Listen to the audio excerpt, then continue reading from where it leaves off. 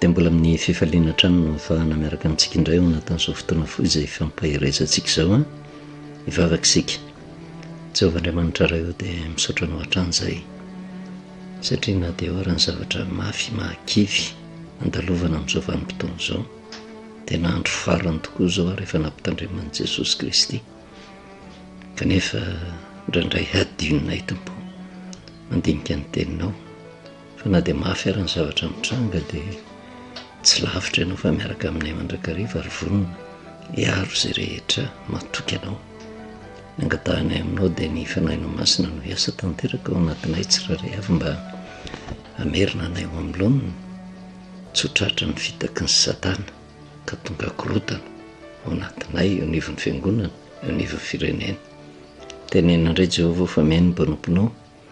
ny anaranao Jesosy. Amen. Faly miarabantsika amin'ny anaran'i Jesosy a manonona ny fahasoavana sy ny fiadanan'ny Tompo ho antsika mandrakariva. Mazava ny tenin'i Jesosy Kristy ary fa minanina efa napetrany fa ely izany fa ny aparany ihany dia isy firenena hitsangana hiady amin'ny firenena fanjakana hiady amin'ny fanjakana. Dia mangatsika ozy ny fifankatiavan'ny maro hifampepanga noho ny habeny tsy fankatoavan-dalàna miaina ao anatin'izany vanim-potoana izany tsika amin'izao vanim-potoana izao. Ary izay indrindra no nahatonga antsika ny resaka mahakasika ny sotoavana malagasy izay tena nandala ny fihavanana manomboka potika ilay izy amin'izao vanim-potoana izao.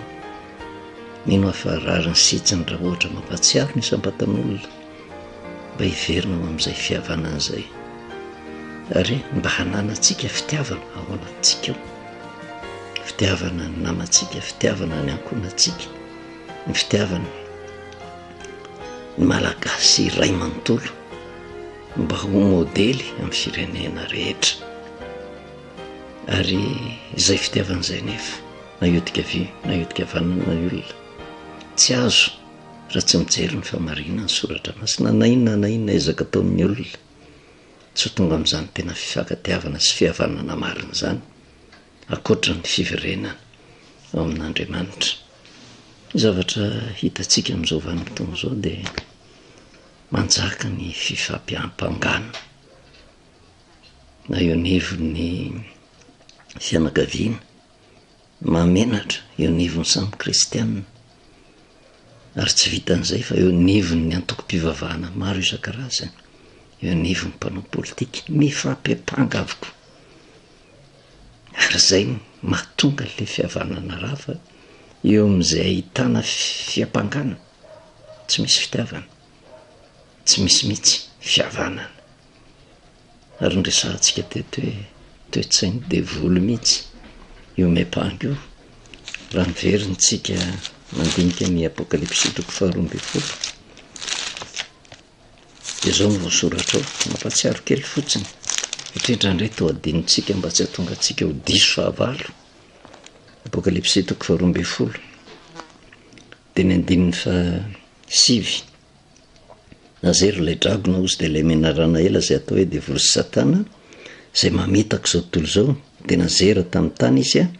ary ny anjeliny koa niaraka nazera taminy. Ary ery amin'ny andininy fa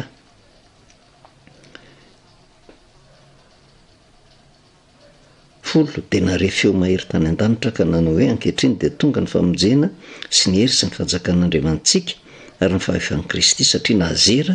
ilay mpiampanga ny rahalahintsika dia ilay miampanga azy a eo anatrehan'Andriamanitra andro manalina. Izay toetra ny devoly mpiampanga ary mbola ho hitantsika moa maharatsy an'izay toetra miampanga izay kanefa tsy afabela amin'izany amin'izao vanim-potoana izao fa hita taratra eo amin'ny fiarahamonina izany,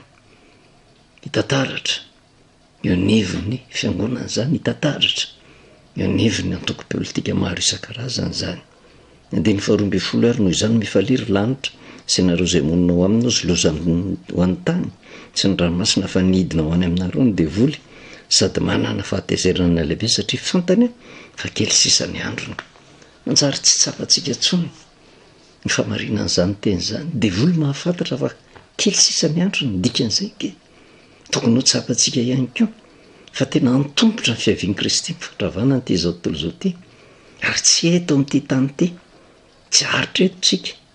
fa tsy maintsy maty tsika dia tsy maintsy mitsangana. Dia misy amin'izay ilay fiainana mandrakizay izay tsy maintsy hidirantsika, izay mizara roa, fiainana mandrakizay sambatra miaraka amin'Andriamanitra, ary fiainana mandrakizay ao anatin'ny fijaliana, ao amin'ny mielo sy ny afa-midrehatra. Fijaliana maharitra mandrakizay, tsy tsapan'ny olona zany. Fa ny zavatra hita nefa dia zao, le fifampiam-pangana, satria miorona amin'ny zavatra ho levina ety amin'ity zao tontolo zao, etiany hoe te ahazo tombontsoa amin'ity zao tontolo zao ty, heveriny fa ety amin'ity zao tontolo zao ty ihany no azahoam-piainana. Ary zay no antony fitoriana ny filazantsara, mba tonga antsika heverina tanteraka amin'ilony, ka mantatra ny sitrapon'Andriamanitra, ary indrindra ny fitaka ataony devoly. Malaza nge amin'izao vanim-potoana zao ny afatra Paoly apôstôly, tsika tsy miady amin'ny nofo aman-drà, tsy mitolona amin'ny nofo aman-drà, fa mifanahy ratsy eny amin'ny-drivotra dia mimpanjaka an'izao famezinana zao.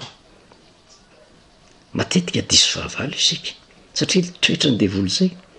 lasa nivolen'ny Satana aty anatintsika, ary io tsy hoe vaovao zany, fa zavatra voasoratra ny soratra masina, fa isika ny tsy mahay misintona lesona ao anatin'izay rehetrarehetra izay. Dia hitantsika ny tantara tany amin'ny bokin'ny Genesisy,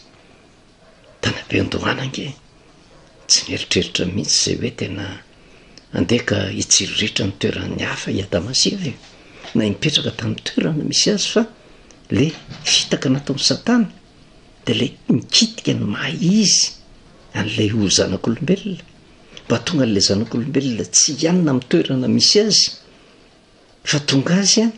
hitady zavatra tsy antonona azy. Ary zay na tonga ny Satana nazera tetỳ an-tany, satria ny toerana nametrahan'Andriamanitra azy izay miadana, nanana fahefana tao anatin'ny voninahitra sy ny harena, tao anatin'ny fahamasinana tanteraka, tsy ampy azy, fa lasa nitsiriritra ny toeran'Andriamanitra izy. Ary zay indrindra natonga azy nazera tetỳ an-tany, tsy nahay nianina tamin'ny zavatra nananany. Dia raha vao tonga tetỳ amin'ity zao tontolo zao ty izy, dia tamin'ny fomba feno fitaka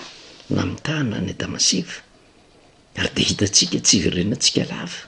nitetika nataon'ny devoly, ho tahaka an'Andriamanitra ianareo, zany hoe tsy mipetraka amin'ny maha olona azy,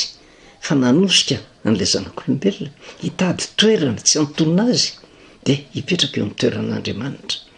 Ka natonga ny Adama sy Eva nanjary tafalatsaka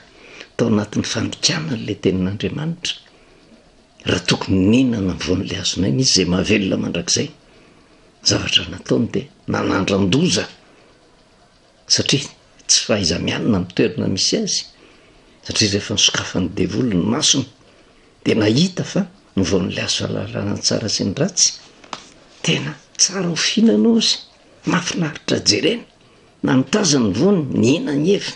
nomeny koa ny vadiny azo mahatsiriritra, mampahendro sy ny filaza azy. Kanjo rehefa nihinana dia voataitra, satria raha tokony nanandrana fiainana mandrakizay, fahafatesana no nandramany telomeloa, ary vao nihinana nahiratra tokoa ny masina, tena nahatsapa mihitsy izy hoay, ay tena nidodoza. Dia hitantsika ny zavatra nitranga tamin'izay vanim-potoan'izay, fa nandositra ny hery izy mivady, tamin'ny mbola tsy nihinana niaraka ny ririteny izy mivady, tsy misy hiainatra akory, satria nadio ny fisainana sy ny eritreritra rehetra. Fa rehefa nihinana lasa nanjaitra ravina aviavy, lasa nahatsapa miainatra, ary zay tanjaka zay nresan'izay, satria rehefa nidana amin'izay Jehova nanontany, ry Adama aiza moa ianao? Dia nandositra ozy, nandrehanao nitsangatsangana tao amin'izany, dia nihery, satria mitanjaka gaga Jehova. Fiza nilaza taminao fa mitanjaka ianao ozy, ngafa ny nananao, le hazo nandrarako anao, tsy tonga dia nibaboka i Adama, ary teo nanomboka le maizao, lasa fiampanganany hafa, mba hoentana hanamarina tena, tsy mboza, ohatran'le irarentsika hoe tsy mboza, vehivavy zay nomenao aho zy na miaka dia nihinana, zavatra nandrasan'i Jehova fotsiny dia tsotra mety ho maivana ny sazy niatra tamin'ny Adama sy Eva raha toka tsy niapanga ny namany i Adama fa tonga dia diso nihinana fa mba ho fanamarinana ny tenany dia tsy maintsy niapanga ny hafa ny vehivavy izay nomena ho nanome asa ihany Jehova tovy ihany zavatra nandrasan'i Jehova tamin'ny raha lehilahy sy raha vehivavy na ny tany any Eva mofa ninananao va fa inona zavatra nataony nomena rana no namitaka eny fa na dia ny devoly ary ny fototra na tonga ny fahalavona amin'Andriamanitra ny fiampangana sy ny fanamarina teny tsy sitrak'Andriamanitra mihitsy ary rehefa tena jerevantsika inona ny lesona goavana hoanatrehan'izay raha vao manomboka ny fiampangana rava ny fitiavana rava ny fihavanana satria ny zavatra tsikaritra nanomboka hatreo ny fiampangana ny tazan'ny olona fa matoa ny olona anankiray miampanga dia hanamary tena izy ary inona ny dika ny fanamarina tena manakona ny ratsy nataony amin'ny fiampangana ny hafa manakona ny fahadisoana amin'ny alalan'ny loton'ny hafa ary eo ny tena manahirana dia neo nge ny tena tsika dia neo nge tsika samy kristianina dia neo nge tsika mpivavaka dia neo nge tsika mpanao politika maninona ny miampangany hafa manamary tena aloha hoe zany tsara kokoa noho io fa rehefa tena jerevana zay le heverina fa fahatsarana zay ao anatin'ny fanamarina tena fanafienana ny zavatra ratsy natao ary raha vo ny zavatra ratsy natao no afienana dia tsy maintsy miafara amin'ny fiampangana amin'ny famonoana dia inona zavatra nitranga nitanjona kendreny Satana ke tamin'ny Adama sy Eva ny hatafiditra ny fahafatesana ahoana ny natafiditra ny fahafatesana teo amin'ny Adama sy Eva ninona izy aloha vao nyle azo fahalalana tsara sy ny ratsy fa le toetra nanaraka an'izay ny fiampangana ny hafa izay niteraka fahafatesana fa ny Satany ny fototra taminy na izy ny apanga azy ny aran'ny fahafatesana inona moa le fahafatesana fahoriana mafy zay nianjady taminy toetra ny devoly zany ary zay mahatonga antsika miresaka ao anatin'ny fiverenana amin'ny blaonina angere olona ny finoana raha anazy fantatra ny fahadisoana fa tsy mety ny fampiapanga fa vao mifampiapanga rava ny fihavanana vao mifampiapanga rava ny fifankatiavana vao mifampiapanga tsy maintsy misy famonoana satria ny fiampangana dia tsy maintsy miteraka famonoana n'le olona ho ampangaina ary zay foana nefa ny zavatra mitranga ary dia hitantsika eo anivon'ny fiangonana ange zany tsy zavatra tena zava-misy zany ampangaina ny fiangonana anankiray satria tena mary tena ny fiangonana anankiray hoe marina kokoa noho iny kanefa izy raha vao miapanga ny hafa ao anatin'izay dia manafina ny fahadisoana sy ny ratsy ataony manafina ny tsy fankatoavana ny tenin'Andriamanitra ary rehefa tena jerevana raha vao miapanga olona tsy manana ny Kristy ary zay nyresantsika hoe za manokana raha mijery teo zavatra misy eo anivon'ny firenena asiana mafy ny tena mangana ny tsy fandraisan'ny kristianina andraikitra ny fitaizana ny olona ao aminy mahatonga ny firenena ho tahak'izao raha tena nitaiza tena olo-pirenena vanina matahotra an'Andriamanitra ny fiangonana tsy ohatran'izao ny firenetsika fihinana zavatra mitranga mitaiza olona hiapanga mandrakariva ary raha vao mitaiza olona miapanga tsy maintsy misy fandravan'ny fihavanana rava ny fankatiavana ary tsy maintsy misy fifamonoana ary io tsy takona fenina na dia tsy mibaribary azy vao miapanga mamoana ny zavatra mitranga misy ratsy nataony tao tsy misy fanamelohana akory zany fa manao antso mba hiverenantsika amin'Andriamanitra hijery nge tsika toetra ny devoly miapanga io marina fa taty amin'ny Genesis ngamo i Satana ny apangany Adama sy Eva fa te amboly fotsiny ilay toetra ratsy zay tao aminy mba tonga an'ireo ho rava ny fifankatiavan'izy ireo ka rehefa rava ny fifankatiavana eo mivady fahoriana manaraka an'izay lasa fifampepanga lasa fanamariana tena ao amin'ny Zakaria toko fahatelo ahitantsika aloha hoe toetra ny devolo mihitsy eo tany amin'ny apokalipsy efa hitantsika hoe fa nazera le mpepanga ny rahalahintsika izay mepanga azy andro manalina aty amin'ny Zakaria toko fahatelo andiny voalohany ka hatramin'ny andiny fahadimy sady mampiseho le toetra n'Andriamanitra ihany koa ary nasehony aho sy fahindro Josoa mpisorona be nitsangana teo anatrehan'ilay anjelin'i Jehova ary Satana nitsangana teo ankavanana epanga azy. Mpisorona be fa jereo le toetran'ny Satana na dia miseho azy ho mpisorona be azy hitan'ny Satana tao laingeny fahadisoan'ny olona ohatra tsika reo sao dia mieritreritsika hoe andambolambotsika Satana fa fantany fahadisoantsika fa atoso mihitsy sika mba ho diso tahaka ny nataony tamin'ny Adama sy Eva mba hahafahany mempanga atsika eo anatrehan'Andriamanitra kanefa zay fepangana hahatonga fanamelohan-tena ao anatin'ny olona ka eritreretiny fa tena tsy mahazo mifamonjena izy ary io toe-javatra mitranga matetika nitsangana teo anatrehan'ilay anjelin'i Jehova izy ary Satana nitsangana teo ankavanana hiampanga azy ary hoy Jehova tamin'ny Satana ananatra anao anie Jehova ary Satana eny Jehova izay nifidy an'i Jerosalema anie ananatra anao tsy firohana nosarehany tamin'ny afo vahity jereo fa le toetran'i Jehova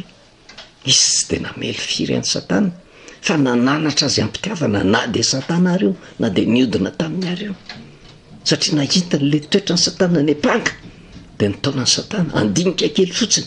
hoe ty mpisorona be ty mba jerevy nge ozy firohana nosariana tamin'ny hafa nge io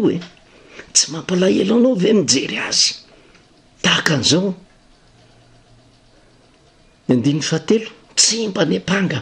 nany Josoa na dia marina raha ny teny Satana hoe nepanga ny fahalotony Josoa teo anatrehan'le anjelin'i Jehova tsy mba nepanga tsy niteny mafy any Satana izy fa namperitreritra ny Satana kanefa koa tsy nepanga nany Josoa fa manoloana zay lotony zay manoloana zay fisepangana zay ny andiny fahatelo Josoa nitafy fitafiana maloto izy ary nitsangana teo anoloan'ilay anjely dia namaly Jehova ka nilaza tamin'izay nitsangana teo anoloana hoe esory amin'ny fitafiana maloto ary koa hoy izy taminy indro efa nesoroko ny elokao ary ampiakanjoko akanjo fiaingony ianao tsy nisy mihitsy fitenena finona nampaloto ny fitafianao nampiseho fitiavana nandray fanapahan-kevitra nanaisotra ny fitafiana maloto ndikan'izay zany nisy tanjona kendren'Andriamanitra mba hahatonga ny Josoa hahatonga saina azy hoe nisy fahadisoana nataony ary zay fitafiana natafy azy zay mariky ny famelan-keloka sy ny fanitsiana azy mba ndeha mahitsy eo anatrehan'Andriamanitra zany ny tena fitiavana eo anatrehan'Andriamanitra io Andriamanitra io tsy mba mempanga io miaritra amin'ny fahoriana io Andriamanitra io dia eo nisaritantsika hoe kristianina marina ve tsika fa ny kristianina tsy mempanga ny namany ino moa natao hoe fiampangana na marina le zavatra hiampangana n'le olona na diso mempanga daholy raha marina ny zavatra na fiampangana dia hoe milaza ny zavatra tsy mety natao ny olona anankiray mba entina hanamelohana azy sy araky ny resantsika hoe anamariana tena ny fiampangana mety diso le olona marina ny zavatra ny teneniny kanefa fiampangana ny dikan'izay ohatra ny any fitsarana fa inona ny anton'le fiampangana mba hanamelohana Andriamanitra tsy manao an'izay kanefa misy koa ny fiampangana anankiray hoe tena fanendrikendrehana tsy marina le zavatra hitenenandratsy an'le olona fa vokatry ny tsy fitiavana dia manendrikendrika mba hantotoana le olona sy entina hanamariana tena mandrakariva samy fiampangana daholo zany ka namarina ny zavatra nataon'le olona na diso ny zavatra nataon'le olona raha vao mifarany amin'ny fanamelohana mifarany amin'ny famonoana tsy mety eo anatrehan'Andriamanitra, tsy mety eo anatrehan'Andriamanitra. De jerintsika tantara kely anankiray tena marina mba hoentsika mandiny tena hoe ao amintsika marina ve Jesosy Kristy. Marka 4:12. Inona nataon'i Jesosy Kristy nefa teo anoloany ny fiampangana, fa toetra ny mpivavaka mihitsy io pepanga io. Raha vao miseho azo mpivavaka ka tsy mahatakatra ny soratra masina, mipanga ny hafa. Ka raha vao mipanga ny hafa, rava ny fihavanana, rava ny fitiavana. Jesosy nefa mitoriana, tsy mitombony zany. Niaran'izay fiampangana zay Jesosy, ary raha vao misy fiampangana tsy maintsy misy fanamelohana, tsy maintsy misy famonoana. Niatra tamin'i Jesosy zany. Marka 4:12 diniatsika. Toy izatsika manolesona na manaraka mba hoentsika ampairezana, mba hitodiantsika amin'ny tenantsika hoe sao de tafapetraka eo amin'izany toerana zany tsika ka miafara amin'ny famonoana. Marka 4:12 15 ka hatramin'ny 19:20. Vakina ary ny loham-pisorona sy ny sinedriona rehetra nitady vavolombelona hiampangan' Jesosy hamonoany azy, nefa tsy nahita. Ny fiampangana dia tsy maintsy miafara amin'ny famonoana reo olona niaritra tamin'ny tompontsika izany. Ary izy reto ny ampangy reto, ny lohan'ny mpisorona sy ny sinedriona, mpivavaka be dia be ny lohan'ny mpisorona sy ny sinedriona amin'izao vanim-potoan'izao. Olona manana ndraiky kristianina fa nitoetra ny miampanga mba hamonoana. Tsy nahita nefa izy, fa maro izy no niampangalangy azy nefa tsy nifanaraka ny fiampangana. 17 nitsangana ny sasany dia niampangalangy azy nanao hoe zay efa nandre azy nanao hoe zao andravan'ny tempolo natao ty tempolo natao tanana ity, ary amin'ny atelona dia anangana hafa zay tsy natao tanana fa tsy nifanaraka ny filazany na dia tamin'izany aza. Ary mpisorona be nitsangana nakeo vono izy dia nanontany an' Jesosy ka nanao hoe tsy mety mamaly akory va ianao izy, inona ny ampanganony reto anao? Fa tsy niteny Jesosy sady tsy namaly akory. Azony natao ange nampangainy izy, fiampangana laingy. Tsy nanamary tena Jesosy teo anatrehan'izay. Niaritra izy, zany ny olona manam-pitiavana manaontsika mipanga mba hamonoana. Jesosy nampangainy fa tsy nanamary tena. Mbola mpisorona be io nentina teo anatrehan'ny sinedriona, fa tsy hitan'ireo zay anaovana azy. Anatahotra ihany izy nentiny teo anatrehan'ny fahefana romanina. Marka 5:12. Marka 5:12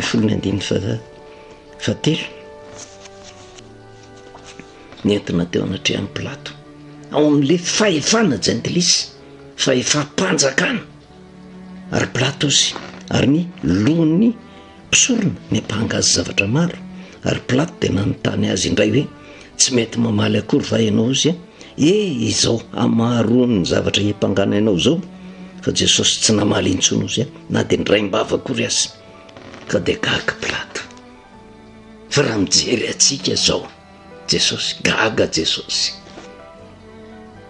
gaga Jesosy,